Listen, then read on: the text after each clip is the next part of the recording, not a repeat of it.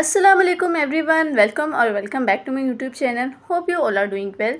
तो आज मैं आपके साथ बहुत ही मज़ेदार सी बीफ बिहारी बोटी की रेसिपी शेयर करने वाली हूँ जो बहुत ही स्पाइसी है, बहुत ही मज़ेदार सी है। तो इस ईद पर आपने ये लाजमी ट्राई करना है। तो चलें स्टार्ट करते हैं। सबसे पहले एक बाउल में मैंने हाफ़ kg दही ऐड कर लिया है और दही को आपने अच्छे तरीके से विस्क कर लेना है। अब इसके अंदर 2 tablespoon ginger garlic paste add करेंगे। जिंजर गार्लिक पेस्ट आपने बिल्कुल भी कंजूसी से नहीं डालना क्योंकि बीफ की स्मेल इसी से ही ख़त्म होगी। अच्छा, अब इसके अंदर 1.5 खाने का चम्मच मैंने सॉल्ट ऐड कर दिया है। 1 टीस्पून इसमें टर्मरिक पाउडर ऐड करेंगे। 1 टीस्पून ही इसमें रेड चिली पाउडर ऐड करेंगे। अब इसमें 2 टेबलस्पून क्यूमिन पाउडर ऐड करेंगे।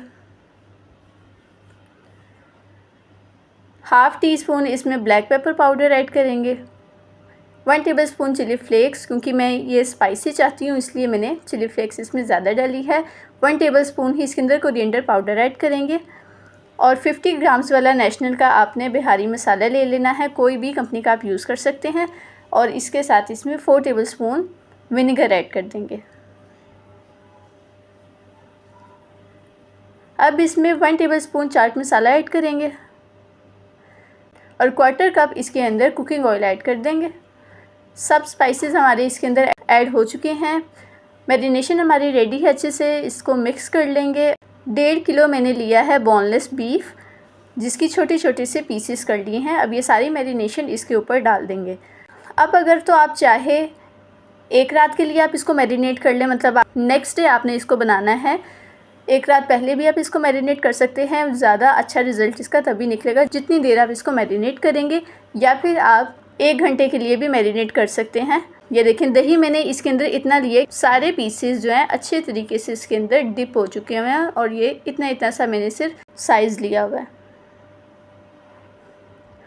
तकरीबन 1 से 1.5 घंटे बाद मैंने प्रेशर कुकर में इसको डाल दिया है। इसके अंदर मैंने पानी ऐड नहीं किया क्योंकि योगर्ट ने भी पानी छोड़ देना है और वो इसी पानी में पक जाएगा। अब 10 मिनट के लिए इसको टाइम लगवाएंगे। प्रेशर कुकर बंद कर देते हैं और 10 मिनट का इसको टाइम लगवा लेंगे।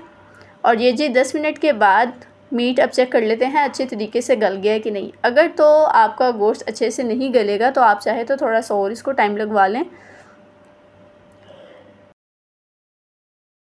विदिन 10 मिनट्स बहुत अच्छे तरीके से बीफ जो है टेंडर हो चुका था। अब इसे तब तक पकाएंगे जब तक इसके अंदर से पानी बिल्कुल ड्राई नहीं हो जाता। जब इसमें से पानी ड्राई हो जाएगा तो फिर लास्ट में आप इसको कोयले का धुआं दे लें और फिर इसे सर्व करें। और ये बहुत ही शानदार से, बहुत ही मज़ेदार सी इसकी खुशबू आ रही थी। बीफ बिहारी बोटी मेरी रेडी हो चुकी है। Do try this amazing recipe on Eid ul Azha. Don't forget to like, comment and share. Stay tune. अल्लाह हाफिज़।